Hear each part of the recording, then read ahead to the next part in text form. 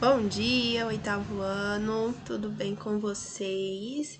Estamos encerrando mais uma semana de videoaula e hoje nós vamos falar nessa videoaula sobre relato de viagem e relato de experiência. Nós vamos trabalhar esses dois gêneros aí durante o quarto capítulo do livro de língua portuguesa e também quarto capítulo de gênero, leitura e análise. O relato é um tipo textual que vai trabalhar aí, com contar fatos reais, enquanto a narração, o tipo narrativo, ele vai tratar de contar fatos imaginários, ficcionais, fantásticos. O relato ele trata de fatos reais, Então, o relato de viagem, o relato de experiência, também chamado de relato pessoal, são relatos que nós mesmos fazemos quando fazemos uma viagem e aí queremos relatar aquilo que aconteceu na viagem, ou seja, contar aquilo que aconteceu na viagem, ou vivemos algo muito legal, muito interessante e aí nós queremos relatar aquela experiência. Então, a partir da nossa vivência, da nossa experiência, aquilo que aconteceu, nós vimos, passamos, observamos, aprendemos, nós fazemos o relato de experiência, tá bom? Então vamos lá, vamos abrir aí, o quarto capítulo, já tem ali a apresentação do gênero, Nós vamos conhecer o gênero e eu trouxe outras informações para enriquecer o nosso conhecimento e o nosso estudo aí sobre esse gênero textual, esses gêneros textuais. Vamos lá? Quando você abre aí o seu livro, no capítulo 4, você tem essas páginas, A primeira página aqui de apresentação do capítulo, nós temos um desenho de um homem abrindo portas, E o que seria, essa imagem aí, ele abrindo portas e descobrindo o que está, por trás dessas portas? Vamos lá. Viver para relatar é o nome do nosso quarto capítulo. E aqui, conhecimentos prévios, nós temos aqui um quadro que traz alguns questionamentos para nós refletirmos e vermos aqui aquilo que nós já sabemos sobre o relato de viagem e o relato de experiência. Vamos lá. Para você, o que é ser experiente? Eu acredito que se nós estivéssemos em sala de aula, alguém me responderia assim: ser experiente é ter mais idade. Ou outro, ser experiente é aquela pessoa que já viveu muita coisa, que já conheceu muitos lugares, que já trabalhou em diversos lugares, ou que já viveu diversas situações e assim por diante. Mas reflita aí para você, o que é ser experiente? 2. A experiência depende da idade. Será que somente os mais velhos são mais experientes, Geralmente, nós temos os nossos avós ou as pessoas mais idosas da nossa família, ou que nós conhecemos como as mais sábias e as mais experientes, porque já viveram muitas situações, já passaram por diversas situações, diversas experiências, já sofreram, já sorriram, já passaram, enfim, por diversos momentos ali, tem muito a nos ensinar, A partir dessas experiências, dessas vivências. Mas espera aí, os mais novos, as crianças, os jovens, os adultos, também têm experiências, Terceira questão, terceiro questionamento aí. Você sabia que em diversas sociedades as pessoas mais jovens nutrem um verdadeiro respeito pelos mais velhos, exatamente porque eles são mais experientes? Discuta com seus colegas e o seu professor. Isso acontece na nossa sociedade? E veja só, esse questionamento aí tocou, inclusive, num assunto que nós já trouxe para vocês aqui em uma aula sobre o projeto Longevidade, de valorização do idoso. Nossa sociedade, infelizmente, ela costuma tratar o idoso mais velho como algo inútil, né? Veja só que absurdo, a pessoa que mais viveu, que tem tanto a nos ensinar, é tratada aí como algo que não tem mais utilidade.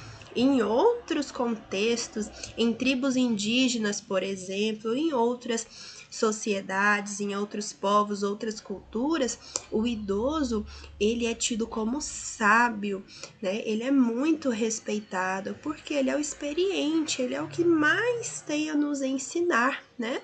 Por exemplo, em algumas tribos indígenas, né, o pajé é o mais velho, ou seja, o mais experiente. É ele o responsável por contar os mitos, as lendas, né? Autorizar ali uma ou outra ação dentro da tribo. Isso depende muito da identidade, da cultura, né? Da tribo e do povo, enfim. Então, há aí uma divergência, né, dessa visão e no tratamento que o idoso recebe nas diversas sociedades. 4. Hoje, os relatos de viagem são frequentemente utilizados com o objetivo de entreter o leitor ao retratar lugares e situações incomuns. Entretanto, alguns deles foram e ainda são importantes documentos históricos sobre territórios descobertos, explorados ou conquistados por determinado povo. Você consegue se lembrar de algum relato de viagem que teve esse papel pessoal? Aí nós podemos lembrar, né, lá da época em que o Brasil foi, entre aspas, descoberto, né? Ele foi invadido aí pelos portugueses, né? Então, quem explorava aqui, né? Não vou me atrever a falar os nomes, isso vocês podem confirmar aí com o professor de história ou no próprio livro de história. Talvez vocês já se lembrem melhor que eu, mas salvo engano, Pero Vaz de Caminha, Padre Antônio Vieira, enfim, se eu estiver errada, não briguem comigo.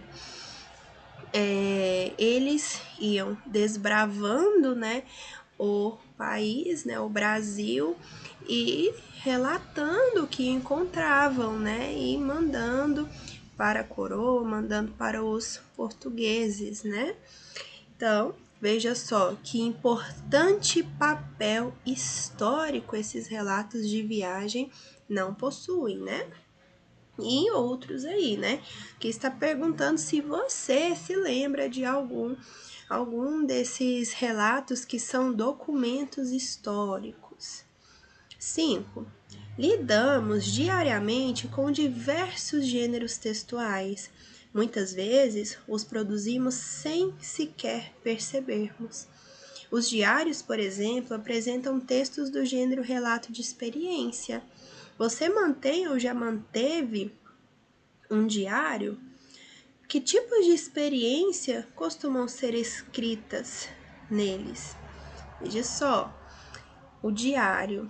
Não sei se você já teve, se você tem, mas o conhecimento aí que você tem sobre o diário, que é relatado nele, né? Acontecimentos do dia a dia, aquilo que aconteceu ali durante o dia que marcou mais, algo bom, algo triste, você relata ali no diário, né? E, enfim, né? Aqui essa questão diz algo muito importante. Lidamos diariamente com diversos gêneros textuais e muitas vezes os produzimos sem sequer percebermos. Pessoal, gênero textual tem uma infinidade de gêneros, né? Nós temos uma infinidade aí de gêneros. Tipos nós temos basicamente 6, né? Algumas teorias falam 4, 5 ou 6. Mas gêneros nós temos uma diversidade muito grande e muitas vezes nós não temos nem consciência, né? Se produzimos ali um bilhete para deixar um recado para a mãe ou para o pai ou para o colega, é um gênero textual que você está produzindo. Um diário, um e-mail, uma mensagem, tudo isso é texto, tudo isso é gênero textual, tá? Então é bom ter consciência disso. Agora vamos aqui, o que estudaremos neste capítulo? Características e função dos relatos de viagem e de experiência. Complemento nominal, o papel textual dos complementos nominais, hipônimos e hiperônimos. E hoje mesmo nós vamos fazer a correção de uma atividade que já trata aí de um desses conceitos, né? Mas é algo bem tranquilo. Caracterizando o gênero.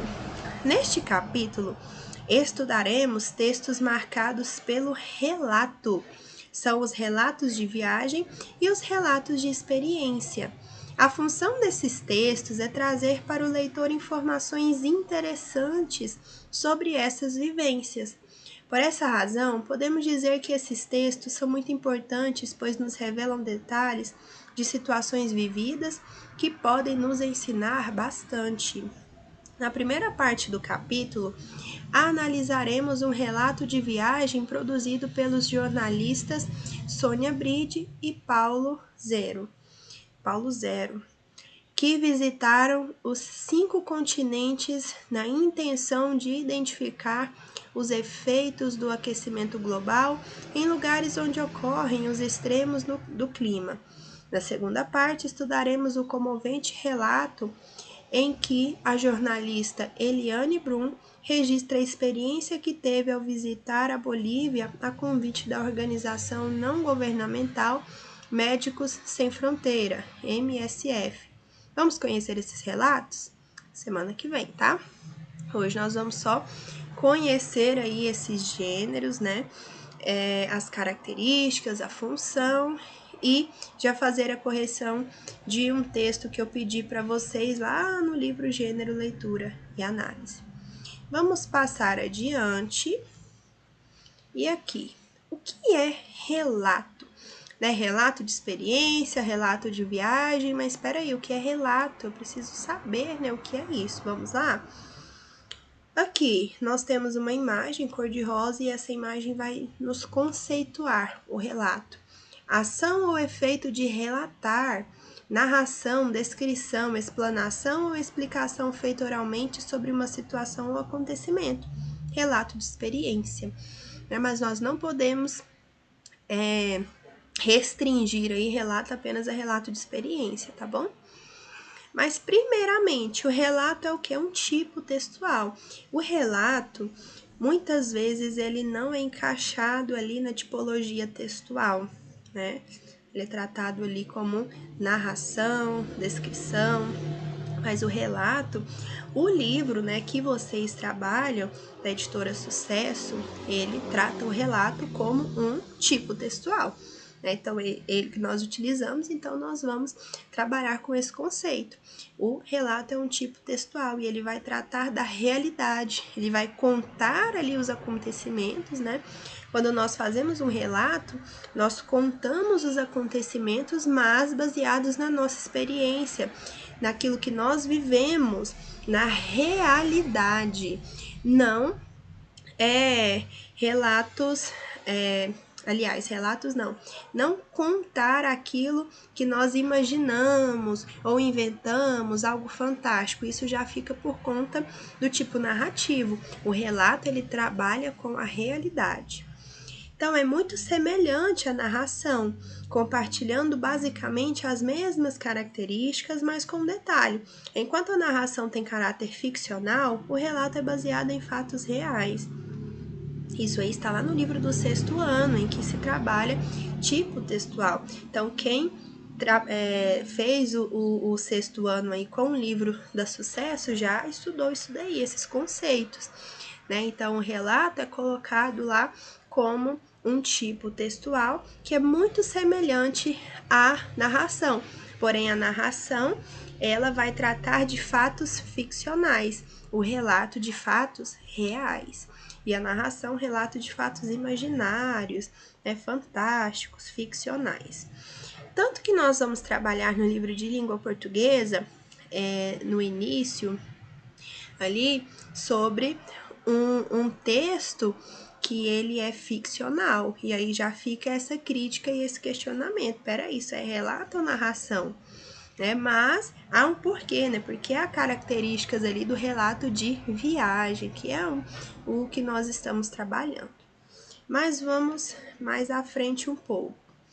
Relato de viagem de forma mais específica aqui, né? O que é o relato de viagem? Características do relato de viagem, né?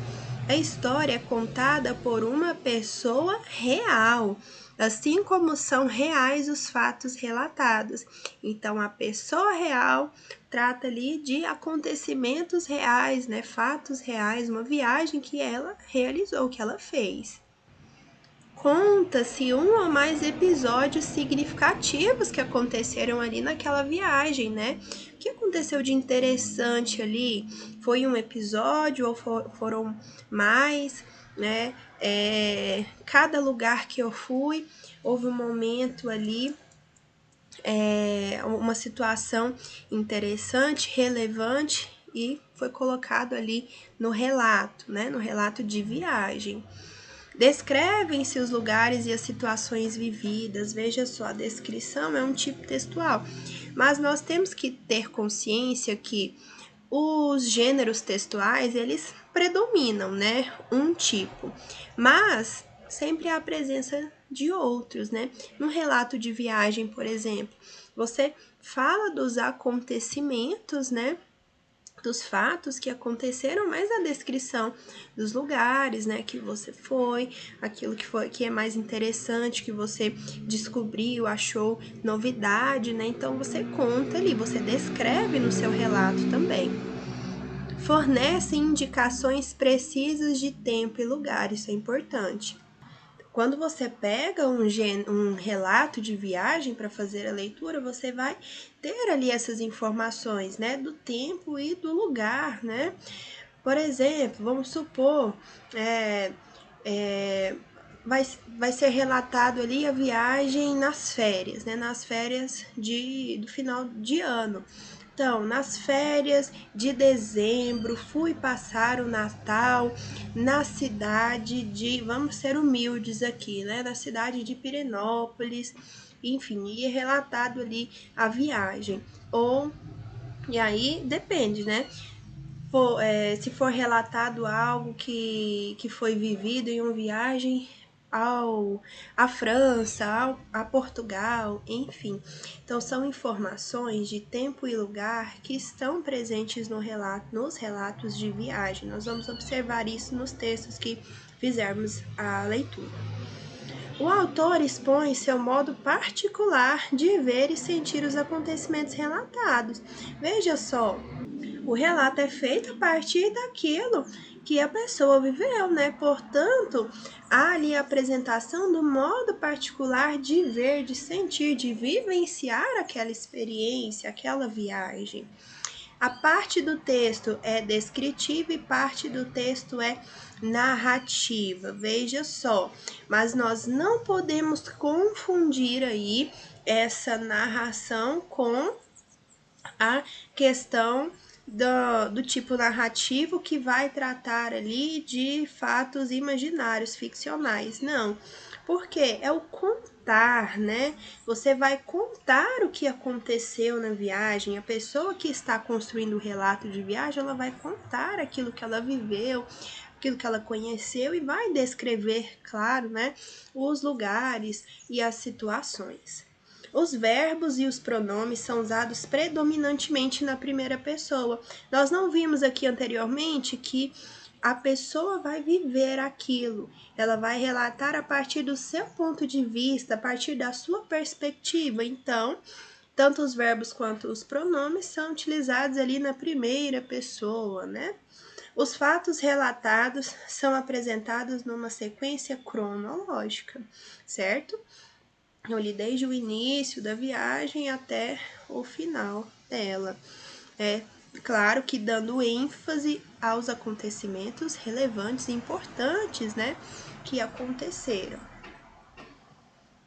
Agora, o relato de experiência, que é também chamado de relato pessoal, quando você coloca no Google, por exemplo, para pesquisar informações sobre relato de experiência, você encontra relato pessoal, mas as mesmas características. O relato pessoal ou relato de experiência é uma modalidade textual que apresenta uma narração sobre um fato ou acontecimento marcante da vida de uma pessoa. Nesse tipo de texto, podemos sentir as emoções e sentimentos expressos pelo narrador, por quem vai escrever ali, né, aquele texto, aquele relato. Mais uma vez, não confunda a questão do narrador, a questão de narrar o acontecimento com um tipo narrativo que vai tratar de acontecimentos ali ficcionais, tá bom? Por que narrar? Porque vai contar aquela experiência, aquela situação vivida, né? A partir, logicamente, assim como o relato de viagem, da sua perspectiva, da sua experiência, da sua vivência ali daquela situação. Tal qual uma narração, o relato pessoal apresenta um tempo e espaços bem definidos, onde o narrador torna-se o protagonista da história, obviamente, né? Note que, além de narrativo, o relato pessoal pode ser descritivo, com a descrição do local, personagens e objetos. Veja que há várias semelhanças aí, né, entre o relato de experiência e o relato de viagem. Claro que nós temos ali uma diferença, né? Porque o relato de viagem ele é feito a partir de uma viagem, o relato de experiência ele é feito ali, né? Na sua própria casa, se você viver um acontecimento ali, né? Diferente, algo inusitado, você pode relatar, né? Então, não tem essa especificidade aí de ser numa viagem, né? Mas, claro que há muitas semelhanças entre esses gêneros. Textos narrados em primeira pessoa, né? A vivência particular, o relato pessoal, a experiência da pessoa que está narrando, contando ali, né? Relatando. Verbos no presente, em grande parte no pretérito, passado. Então, nós temos a presença ali, geralmente, de verbos no passado. Por quê? A pessoa vai relatar algo que já aconteceu com ela, né? Caráter subjetivo, né? A partir da sua perspectiva, das suas impressões, né? A partir do seu julgamento ali do que aconteceu, né? Experiências pessoais, presença de emissor e receptor, né? Alguém que vai receber aí esse relato.